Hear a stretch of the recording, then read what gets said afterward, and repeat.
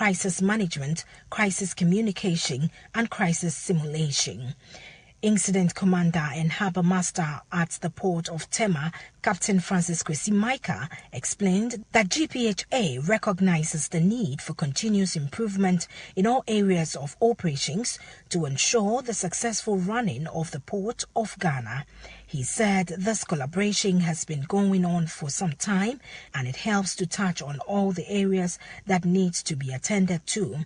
This helps strengthen their vigilance and preparedness for any unforeseen circumstances.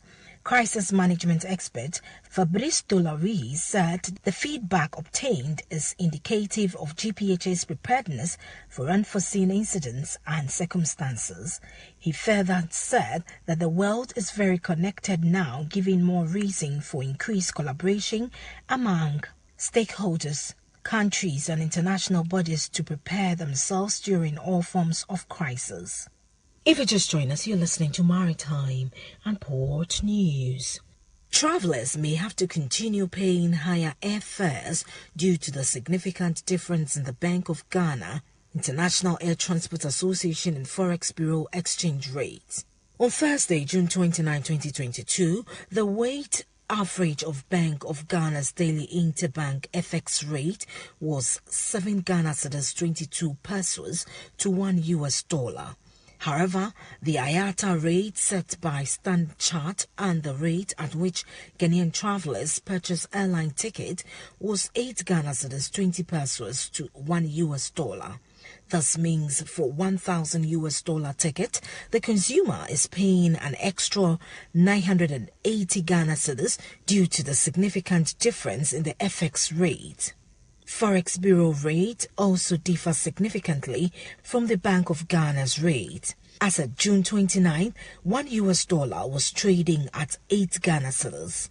In an interview on the sidelines of the just-ended IATA AGM, Willie Walsh, IATA's Director General, said it is difficult to align the rate. According to him, it is impossible to solve because these differences have existed forever and they are not going to be easily aligned, and the rates are calculated on a different basis, giving no solution to the situation. International Air Transport Association IATA is a trade association for the world's airline, representing some 290 airlines or 83% of total air traffic. The association supports many areas of aviation activities and help formulate industry policy on critical aviation issues. Now, the Ministry of Fisheries and Aquaculture Development says it will penalize all fishers who refuse to use approved fishing net effective September this year. According to the Environmental Justice Foundation, EJF, the use of unapproved net alone in fishing is said to be costing Ghana more than $30 million each year, and the amount is different from revenues lost to the use of chemical, light fishing, among other illicit fishing methods. The ministry indicated that after several consultation stakeholders, it has decided to enforce compliance of regulations on gear, particularly fishing net, as part of measures to rescue the country's depleting fisheries sector. Deputy Minister of Fisheries and Aquaculture Development Moses Anim, who gave the caution at a workshop of countries of the Fisheries Committee for the West Central Gulf of Guinea in Accra, asked all fishers across the country to obey the directive to avoid a clash with authorities.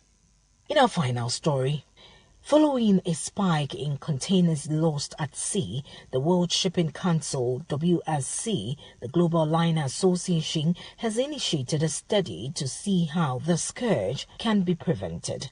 The WSC's Container Lost at Sea report covering 2020 and 2021 shows that container lost overboard represents less than 1,000 of 1%.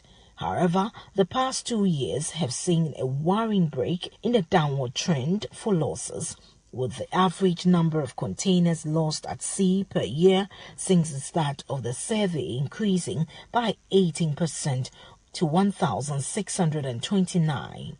The winter of 2020 and 2021 saw an unusually high number of weather-related incidents, and the average losses for the 2-year period, that's 2020 and 2021, were 3,113 compared to 779 in the previous period, with the most high-profile event being the one Apos vessel whose battered image on returning to port in Japan made headlines around the world.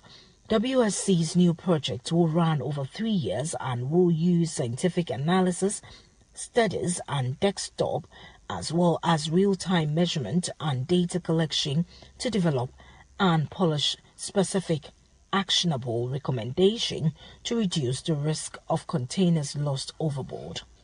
Initial results from the study show that parametrics rolling in following seas is especially hazardous for container vessels, a phenomenon that is not well known and can develop unexpectedly with severe consequences. To help in preventing further incidents, a notice to mariners has been developed describing how container vessel crew and operational staff can plan, recognize and act to prevent parametric rolling in following seas. Many more topics, test and measurement will be undertaken by the project, which will continue reporting on progress and sharing insight on a regular basis during the International Maritime Organization IMO and other forums. So that'll be all for this morning's edition of Maritime and Port News, proudly sponsored by the Ghana Shippers Authority. They provide you with the best in all your shipping solutions. You can contact them at the Shippers House in Accra. You can also join us live on Omanfm in Kumasi for more maritime and port news. My name is Nanesi Boateng, my producer, Kweku Aboache. Have a great day.